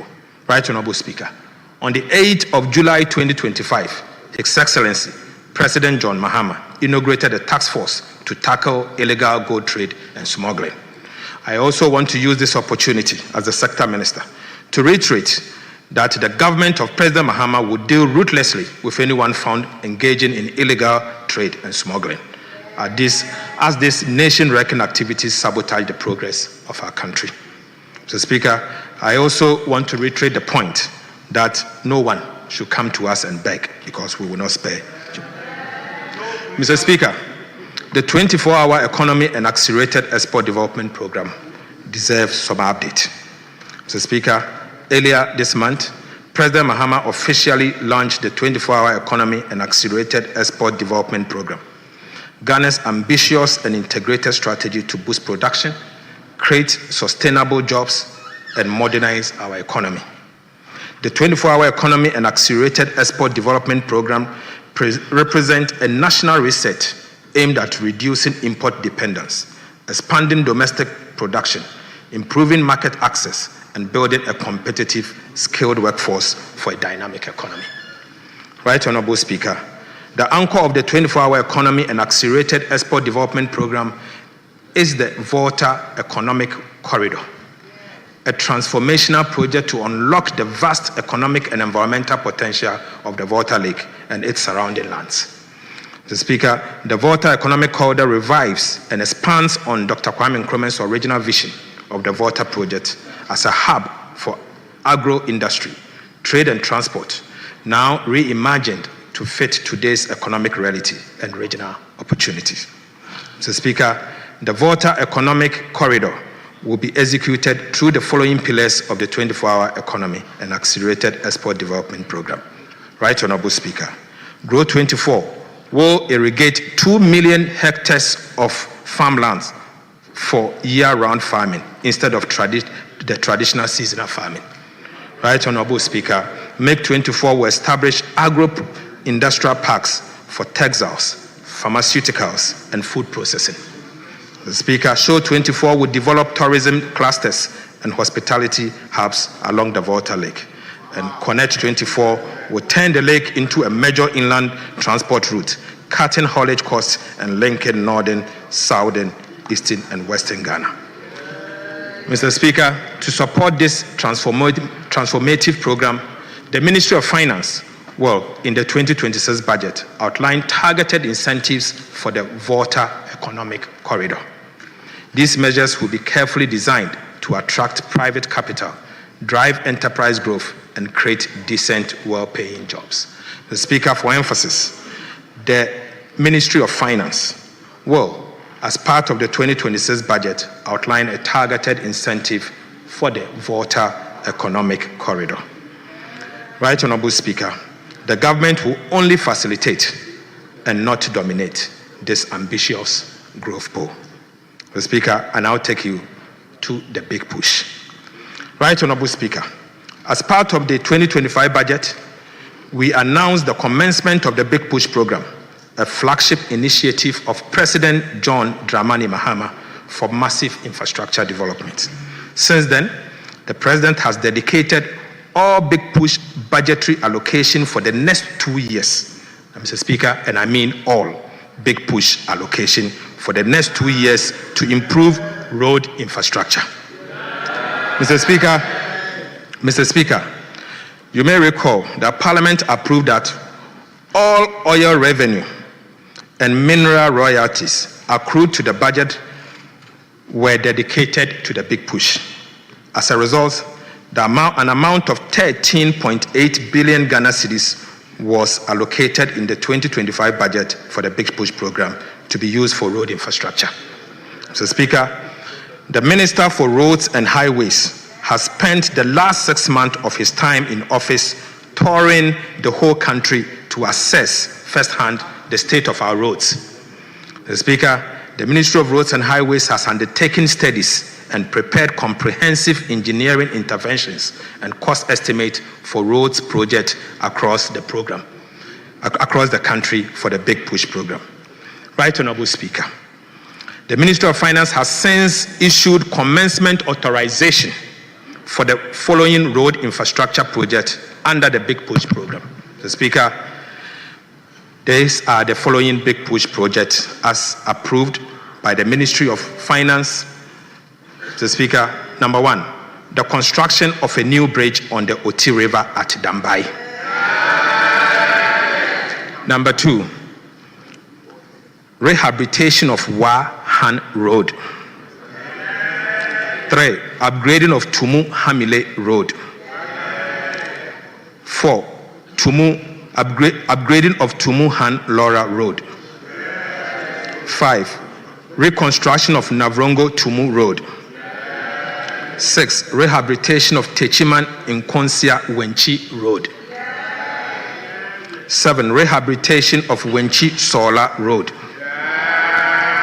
8, Mr. Speaker, construction of Sunyane Outer Ring Road. Mr. Speaker, the construction of Kumasi Outer Ring Road, Eastern Quadrant. Mr. Speaker, the rehabilitation of Bintri Napanduri Road. Mr. Speaker, the rehabilitation of Dodo Pepeso and Kwanta Road. Rehabilitation of Achimpoku Esukuma Junction Road. Rehabilitation of Esukuma Junction to Enyinawase Road. Right Honorable Speaker, Enyinawase to Ho Titrenu Road. Mr. Speaker, we'll be upgrading the Akosombo Jakiti Kudikope Road. Mr. Speaker, we'll be upgrading Esukuma to Enumboso to Parliament Road. Mr. Speaker, Adome Bridge to Akwamufre Road. We'll be upgrading Ho to Petoi Road. Mr. Speaker, rehabilitation of Petoi to Afiadenyamepa Road. Mr. Speaker, we'll be rehabilitating Penny to Aflao Road. We will be dualizing Winneba to Mankesim Road. We'll be dualizing Cape Coast to Takrade Road. We'll be rehabilitating Mankesim Ejumako to Aguna Swedro Road. Mr. Speaker, we'll be rehabilitating Tema to Aflao Road. Construction of Dodowa to Afenya Dowenya Road. Right Honorable Speaker, we will be upgrading the Oyibi to Apollonia Afenya Road. Right Honorable Speaker, we'll be constructing the Enchi to Elubo Road. We'll also be constructing the Dadieso to Akontombra Road. We'll be upgrading the Adrefua to Ose Kojokrom Road. And we will be upgrading the Enchi to Kojoru Penchi Road. And finally, Mr. Speaker, we'll be upgrading the Bediako Junction, Camp 15 to Sefi, Adobokrom Road. Mr. Speaker, as part of the Big Push program, we have also selected the following abandoned road projects for which no dedicated funding was allocated for by the previous administration to be included into the Big Push program. Mr. Speaker, the projects are as follows. Upgrading of Kasua to Winneba Road. rehabilitation of Ofanko to Nsafoa Road, dual carriage. Right Honorable Speaker, dualization of Takrady to Agona Junction Road. Mr. Speaker, the construction of Swami Interchange and local roads. Mr. Speaker, we'll also be constructing the National Route 18 from Wa to Han Road. And we'll be upgrading the Tumu to Chuchuliga to Navrongo, including the construction of 36-meter span reinforced concrete over the Kenyibi River and 24-meter span reinforced concrete over the Bichirunu River. Right, Honorable Speaker, we will be reconstructing the Navrongo to Sandema Road.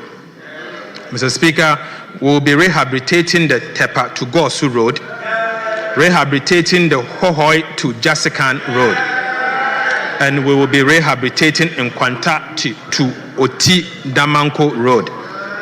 We will be reconstructing the Have to Hohoi Road, and we will dualize the Adenta Dodowa Road. And Mr. Speaker, to conclude, we will reconstruct the Jenejene to Sampa Road. Right Honorable Speaker, in line with Section 33 of the Public Financial Management Act, and as part of this media fiscal review of the 2025 budget statement and economic policy, I am seeking approval for these multi-year commitments. Mr. Speaker, government has also initiated comprehensive feasibility studies for 4 projects which are currently at various stages of preparation, ensuring detailed assessment of their technical, economic, and environmental viability. Mr. Speaker, the projects are as follows. Project number 1, Accra-Kumasi Expressway on a completely new alignment. Mr. Speaker, Accra Outer Ring Road, Kumasi Outer Ring Road, and Adoso Echi Amanfour Bridge to connect the Afram Prince area. Mr. Speaker, I now take you to reorganization of the Ghana Road Fund. Right Honorable Speaker, this is not all. The government of President John Mahama has also taken a decision to remodel the Ghana Road Fund and refocus it towards road maintenance. As part of this media review, and on behalf of the government, the Minister for Roads and Highways will be laying before this House a new road maintenance trust fund bill. When approved, the Road Maintenance Trust Fund Bill will replace the Ghana Road Fund. Mr. Speaker, the Road Maintenance Trust Fund will, among others, provide for a new governance architecture, provide a formula for a fairer allocation of resources, and introduce more transparency in the utilization of road fund levy and others.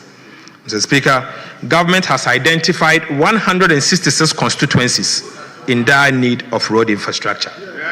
Right Honorable Speaker, the government has identified 166 constituencies in dire need of road infrastructure. In response, we have programmed to rehabilitate 10 kilometers of roads annually in each of these 166 constituencies across the country. Mr. Speaker, Mr. Speaker, Mr. Speaker,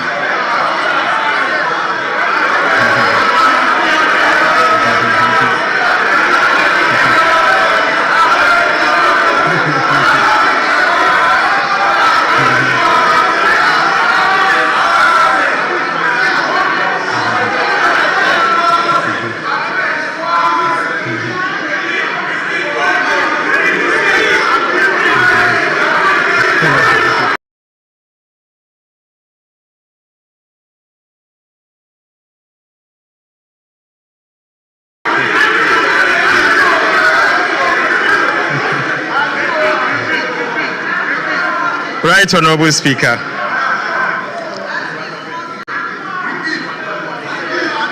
the President Mahama administration has identified 166 constituencies in dire need of road infrastructure. In response, we have programmed to rehabilitate 10 kilometers of roads annually in each of these constituencies. Mr. Speaker,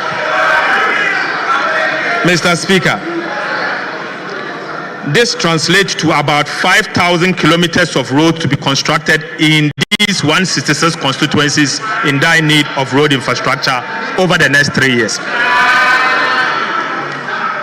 So, Speaker, simple put, over the next 3 years, we'll be building 5,000 kilometers of road in these 166 constituencies.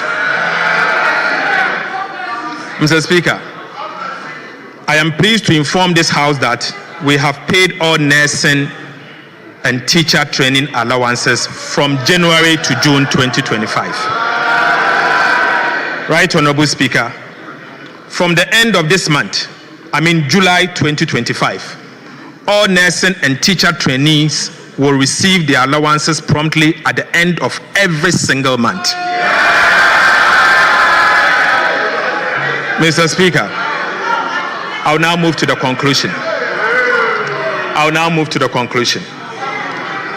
Mr. Speaker.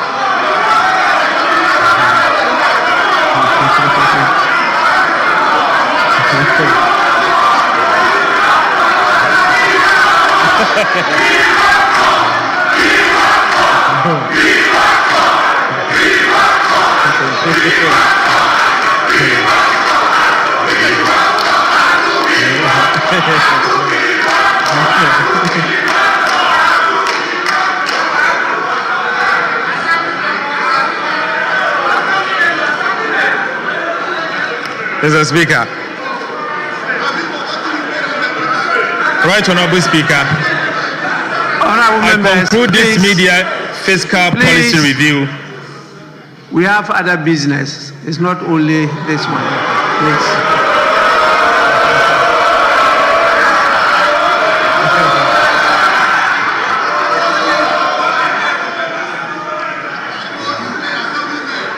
Right, Honorable Speaker. I conclude this media fiscal review with renewed hope and optimism. The last 6 months have revealed our enduring spirit, what we can collectively achieve, and our potential to rise from the brink. Upon assumption of office in January this year, we were handed an economy in deep distress, a country with dispirited citizens. Trust and faith in our leaders were at all-time low.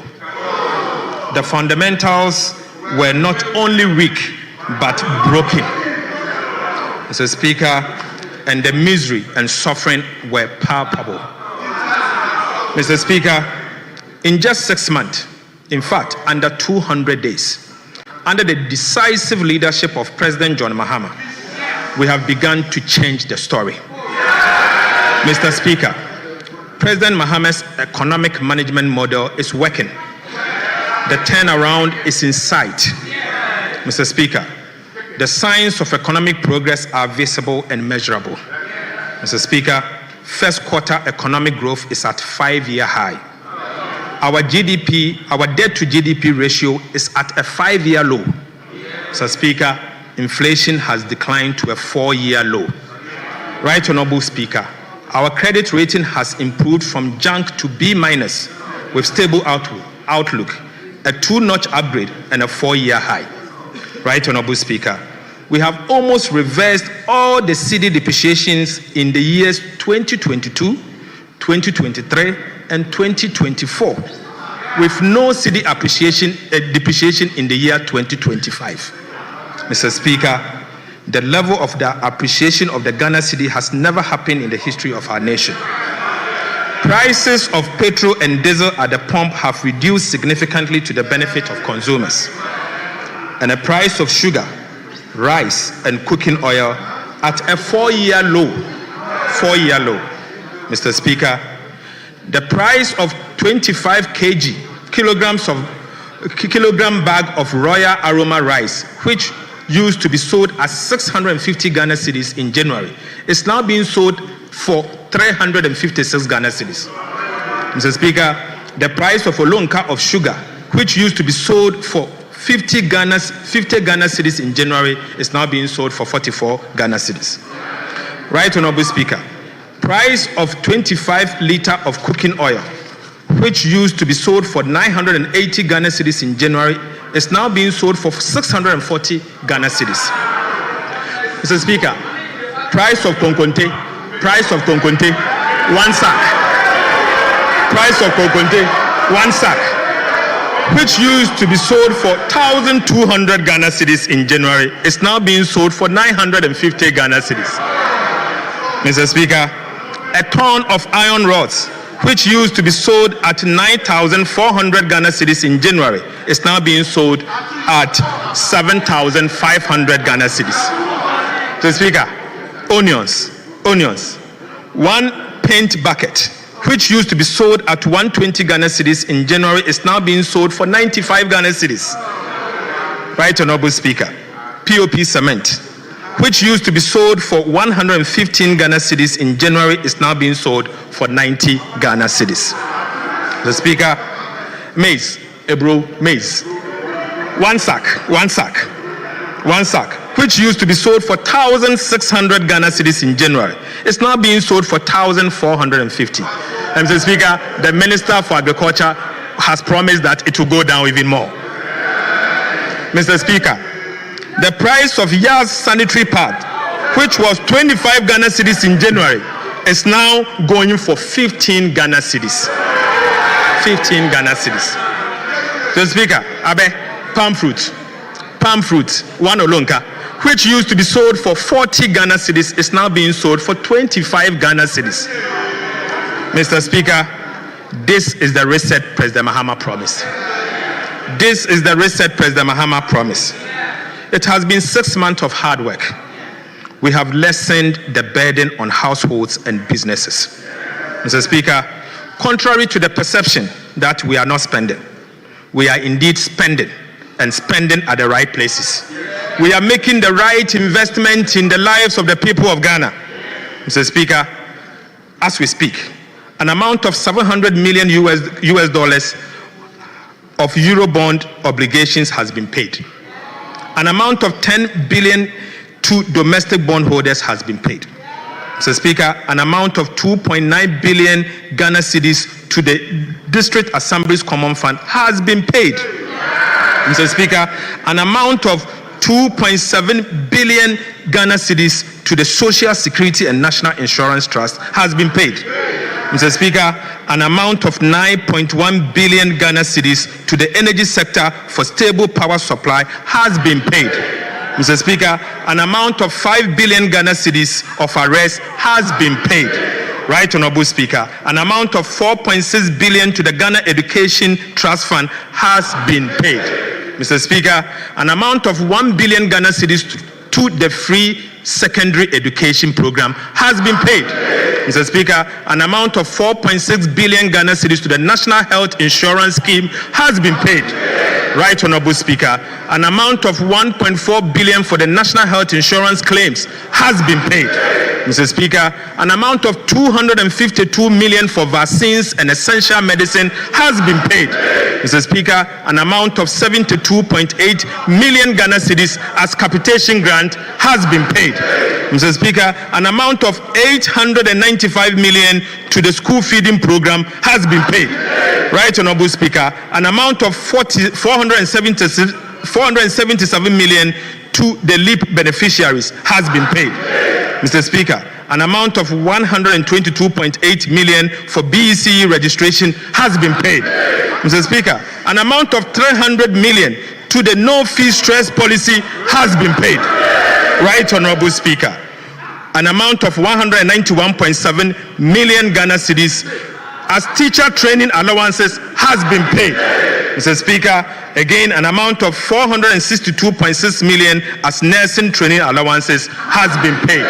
Mr. Speaker, an amount of 25 million as assembly members allowance has been paid. Mr. Speaker, an amount of 21 million Ghana cedis for National Apprenticeship Program has been paid. Right, Honorable Speaker, an amount of 34.5 million to the Jumawa program has been paid. Mr. Speaker, an amount of 2 billion Ghana cedis as goods and service to run effective and efficient government ministries, departments and agencies has been paid. Mr. Speaker, as we speak, an amount of 2 billion Ghana cedis to save the National Investment Bank has been paid. Right, Honorable Speaker, non-interest expenditure of 84.2 billion Ghana cedis has been paid. So far, Mr.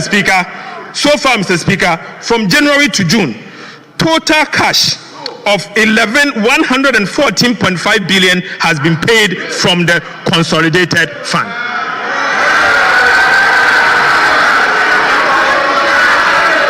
Mr. Speaker,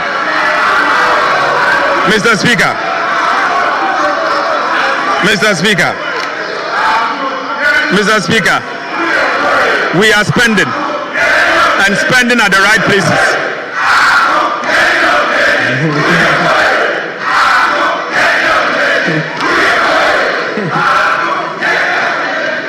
Right, Honorable Speaker, we are spending at the right places. We are touching lives and we are changing our country. Mr. Speaker, this is not all. We have also worked to improve the fiscal situation. We have restored fiscal discipline. We have implemented appropriate policies to reduce interest rates significantly, thereby reducing the cost of borrowing. So, Speaker, we have saved on domestic interest payment following the implementation of our prudent debt management policies. Mr. Speaker, there is still more work to be done. President Mahama is determined to deliver. Inshallah, His Excellency John Mahama will deliver. Right, Honorable Speaker, we are not out of the woods yet. It will be premature to make that pronouncement. So, Speaker, I repeat, we are not out of the woods yet. It will be premature to make that pronouncement. But the good news is that today, hope is in sight. And we are determined to navigate the country out of the terrible storm we inherited from President Akufo-Addo and drbawumia. Mr. Speaker, we need the support of the people of Ghana to weather this storm. Mr. Speaker, to the farmer in Yendi and to the fisher folk in Sekendi and Shama, to the nurse in Sunyane and the teacher in Enumbuso and Ejumako, to the Ghanaian youth seeking decent work, to the elderly seeking better pension. We see you, we hear you, and we are working for you. John Mahama will work for you. The NDC will work for you. The gains we have made so far are the results of your sacrifice, your patience, our belief that change was not only necessary, but crucial. Mr. Speaker, this media review is not just a technical report. It is the story of the Ghanaian people. A story of a nation that refused to give up. A story that echoes Nelson Mandela. It always seems impossible until it is done. Mr. Speaker, this is a story that echoes Nelson Mandela's quote, that it always seems impossible until it is done. Mr. Speaker, even as we look back at how far we have come, we are also looking ahead. This is the essence of John Mahama's leadership. He is focused and he will deliver. President Mahama is honoring his promise to the Ghanaian people. The second half of 2025 promises to be even better. We expect inflation to continue its downward trend and reach our 2025 target ahead of schedule. We will sustain the stability of the cedi through disciplined spending, targeted investment, and continued reserve accumulation. Growth will be further boosted by strategic initiatives, including the 24-hour economy program, the Big Push infrastructure program, and the revitalization of agriculture through the Agriculture for Economic Transformation program. Mr. Speaker, you may recall that during my vetting, when asked what I would like to be remembered as a minister, Mr. Speaker, I stated that I would like to be remembered for stabilizing the exchange rate, ensuring low prices, and creating jobs. Right, Honorable Speaker, ahead of the presentation of the 2025 budget, my engagement with the traders at the Mokola market revealed that prices and exchange rate stability were the overriding concerns of the business community. So, Speaker, I wish to take this opportunity to thank our cherished traders at Mokola for their valuable insight. Mr. Speaker, the update on the cedi and the prices, as said earlier, clearly shows that we have taking deliberate and decisive action to ensure that the challenges with exchange rate and prices are tackled head-on. Mr. Speaker, let me assure all Ghanaians that the stability in the exchange rate and the lower prices we are experiencing will be sustained. Ghanaians, Mr. Speaker, the government has worked hard to bring down and stabilize the exchange rate with deliberate policies. It is now time for businesses to bring down prices to reflect the new economic reality. We understand businesses went through some sacrifices during the turbulent economic challenges, but so did the people of Ghana. Mr. Speaker, it is now time for prices to come down to reflect the new realities for the benefit of all Ghanaians and not only for the traders. Mr. Speaker, as we look forward, more jobs will be created, confidence will be deepened, and the Ghanaian economy will stand tall again, not just in the sub-region, but on the global stage. But to do this, Mr. Speaker, we must stay united as a people and eschew divisiveness. We must continue to have faith in our country, Ghana. Mr. Speaker, most importantly, we must have faith in our currency, the Ghana cedi. For 60 years through cycles of inflation, devaluation, redenomination, and recovery, the cedi has remained the symbol of our sovereignty. It has endured, it has evolved, and it remains the only legal tender of our republic. Let us protect it. Let us trade with our currency, the Ghana cedi. Let us talk about it with pride, not as a burden, but as a badge of economic independence. Mr. Speaker, I believe in the cedi. Fellow countrymen and women, I believe in the cedi. You also have to believe in the cedi.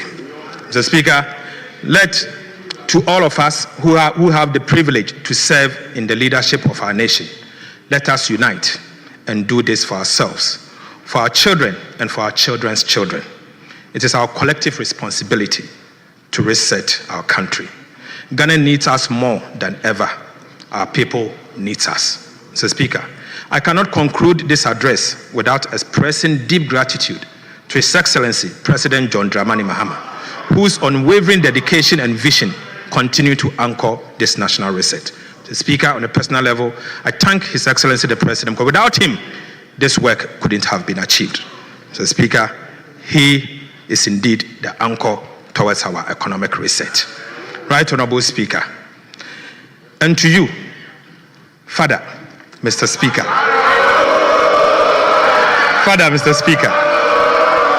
Alban, Sumana, Kingsford, Bagman, our father, and members of Parliament and the Parliamentary Service, I'm extremely grateful. Mr. Speaker, indeed, Aban Papaba. Mr. Speaker, Aban Papaba. No wonder my brother Kwame and his team had to flee the chamber. I salute the Speaker. I thank you.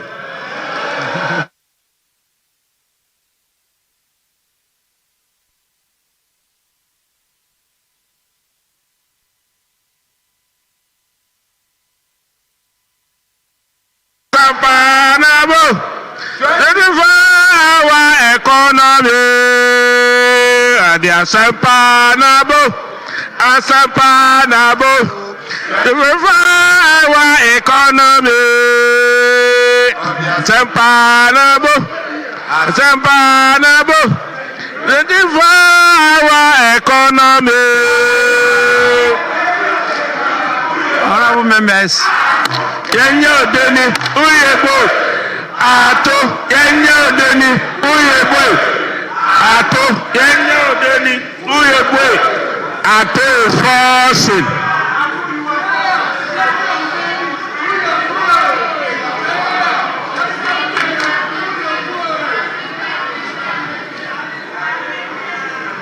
Honorable members, in line with the practice and convention of the House, I refer the media fiscal policy review of the budget statement and economic policy of the government of Ghana for the 2025 financial year to the budget committee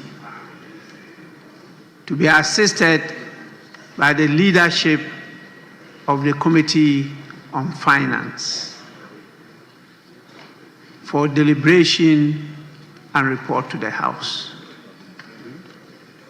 When it comes to the House, we will hear from the chairman of the committee after it has gone through the report as to whether they second the motion that has been moved or not. If they do so, then it will be opened for debate. This is a motion, it's not a statement. And so members will have the opportunity to debate the media fiscal policy review of the budget statement and economic policy of the government of Ghana. So I intend to permit the minister